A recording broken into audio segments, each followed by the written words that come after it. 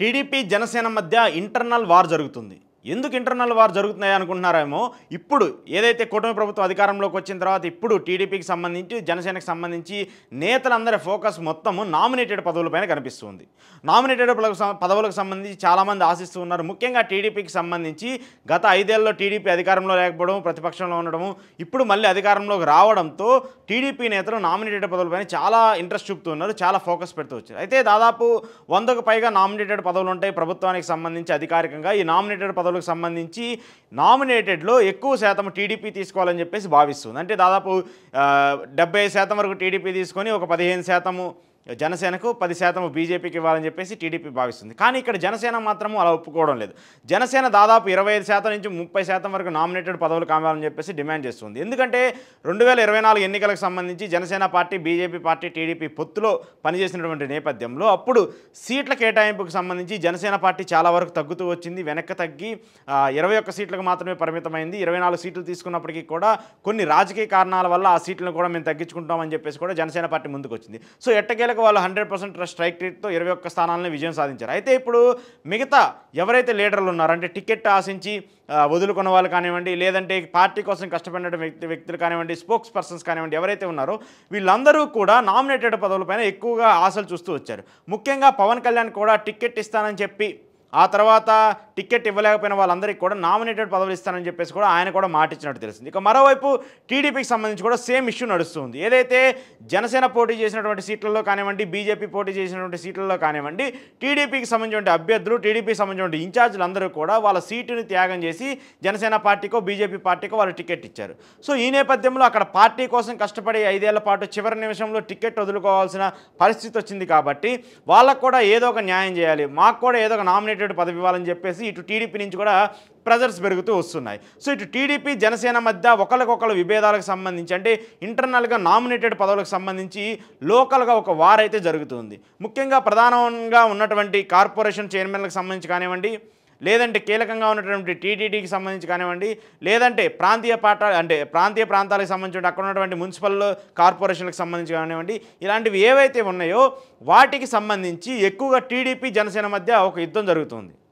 వాస్తవానికి జనసేన పార్టీకి సంబంధించి ఎమ్మెల్యేలు ఉన్నటువంటి నియోజకవర్గాల్లో టీడీపీ అభ్యర్థులకి అక్కడ నామినేటెడ్ పదవులు ఇస్తే ఇద్దరి మధ్య కొంత విభేదాలు వచ్చే పరిస్థితి కూడా కనిపిస్తుంది. ఎందుకంటే ఖచ్చితంగా ఒక నియోజకవర్గంలో ఒక ఎమ్మెల్యే స్థాయిలో ఉన్నటువంటి వ్యక్తి ఆయన ప్రలోభాన్ని, ఆయన పవర్ని చూపిస్తూ ఉంటారు.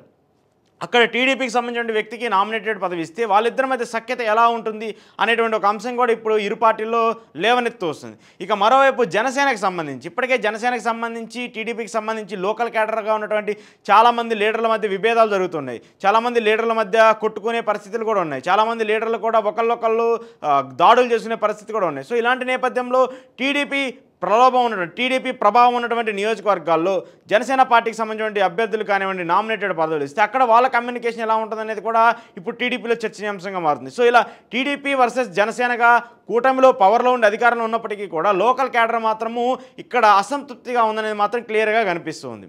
ఇక మరోవైపు బీజేపీ మంత్రి పదవికి సంబంధించి ఒక మంత్రి పదవినే తీసుకుంది. వాళ్ళు కూడా నామినేటెడ్ పదవులకు సంబంధించి చాలా ఎక్స్పెక్టేషన్స్ పెంచుకుంటూ ఉన్నారు. ఎందుకంటే ఎంపీలుగా వాళ్ళు ఎక్కువ స్థానాల్లో గెలిచినప్పటికీ కూడా, ఎమ్మెల్యే స్థానాల్లో ఎక్కువ గెలిచినప్పటికీ కూడా చాలామంది లీడర్లు, బీజేపీ పార్టీని నమ్ముకొని ఉన్నటువంటి వ్యక్తులందరూ కూడా ఇప్పుడు నామినేటెడ్ పదవులపైన ఎక్కువ ఆసక్తి చూపుతున్నారు. ఎందుకంటే కేంద్రంలో అధికారంలో ఉన్నటువంటి పార్టీ, రాష్ట్రంలో విత్ సపోర్ట్తో కొలిజన్లో ఉన్నటువంటి అధికారంలో ఉన్నటువంటి పార్టీ కాబట్టి ఖచ్చితంగా వాళ్ళు పవర్ను పెంచుకోవడానికో, లేదంటే వాళ్ళ ఓట్ బ్యాంకును పెంచుకోవడానికో, వాళ్ళ క్యాడర్ను పెంచుకోవడానికో నామినేటెడ్ పదవులు చాలా ఇంపార్టెంట్గా బీజేపీ పార్టీ భావిస్తుంది. సో ఇలా అధికారంలో ఉన్నటువంటి మూడు పార్టీలు ఇంటర్నల్గా నామినేటెడ్ పదవుల కోసం కొట్లాటలు జరుగుతూ ఉన్నాయి.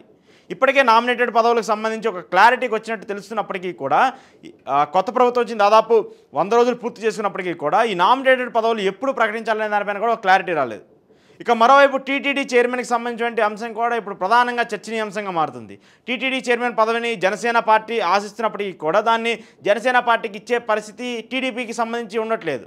ఎందుకంటే టీడీపీకి సంబంధించి చాలా ప్రముఖులు, చాలామంది సీనియర్ నేతలు, చాలామంది రంగానికి, అంటే పారిశ్రామిక రంగానికి చెందినటువంటి వ్యక్తులు కూడా టీటీడీకి సంబంధించిన పదవిని ఇచ్చే పరిస్థితి లేదు.